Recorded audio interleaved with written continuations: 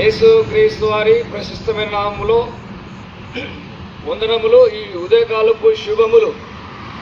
రండి రండి, మీరందరూ రండి అని ఈ ఉదయకాలమే పొద్దున్నే మీ మధ్యకు వచ్చాం.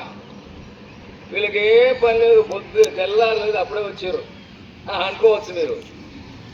కానీ ప్రియమైన వారలారా, దేవుని యొక్క ప్రేమను మీకు తెలియజెప్పడానికి వచ్చాం. యేసు క్రీస్తు వారు ఈ లోకాన్ని ఎంతో ప్రేమించాడు. లోకం అంటే మట్టి కాదు, లోకం అంటే మనిషిలోయ్ అని ఒక పెద్ద ఆయన చెప్పాడు. కాబట్టి మనుషులమైనటువంటి మనందరినీ దేవుడు ప్రేమించాడు. ఎందుకంటే ఈ మనిషి పాపములో పుడుతున్నాడు, పాపములో పెరుగుతున్నాడు, పాపములో మరణిస్తున్నాడు, నిత్య నరకానికి వెళ్తుంటున్నాడు.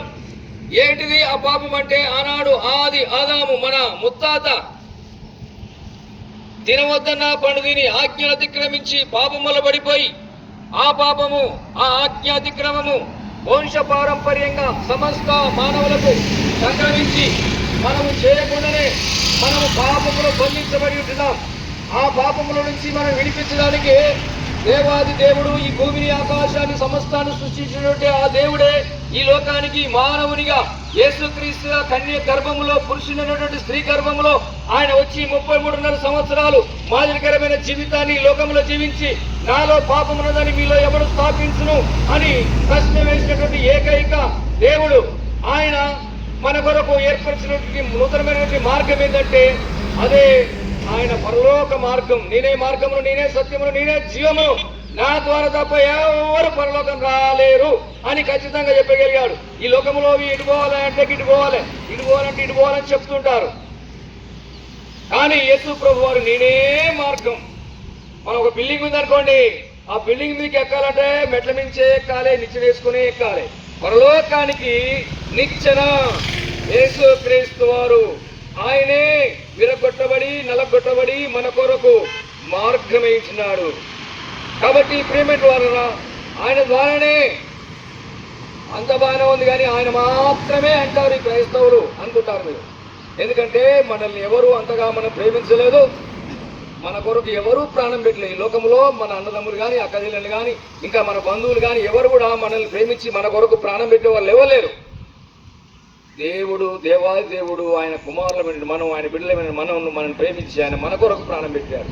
అది దేవుని యొక్క ప్రేమ. ఆ ప్రేమనే రండి రండి ఈ ఉదయకాలంలో వినండి అని మీ మధ్యకు ప్రకటించుకుని వచ్చాం.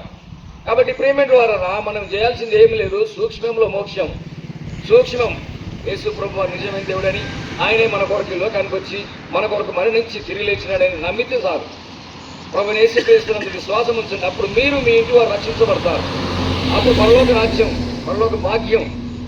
మేమందరం కూడా మరి ఆ విధంగానే ఈ లోకంలో ఉన్నటువంటి వారమే, ఈ లోకంలో మా ఇష్టానుసారంగా జీవించినటువంటి వారమే. ఆయన ఒక దినం వచ్చింది, గిట్నే చెప్తుంటే మేము కూడా విన్నాం, గ్రహించి ఆలోచన చేశాం ఏంటిది అని. అప్పుడు మేము తెలుసుకున్నాం, అయ్యో నిజమైన దేవుడు యేసు ప్రభు, ఆయన నా కొరకు, నా పాపల కొరకు మరణించి తెలియజేసిన దేవుడు అని ఎప్పుడైతే గ్రహించామో అప్పుడు గొప్ప సంతోషాన్ని పొందగలిగాం. ఈ లోకంలో ఇవ్వలేని సంతోషాన్ని, ఈ లోకం ఇవ్వలేని సమాధానాన్ని, ఈ లోకం ఇవ్వలేని క్షమాపణను మేము పొందాము.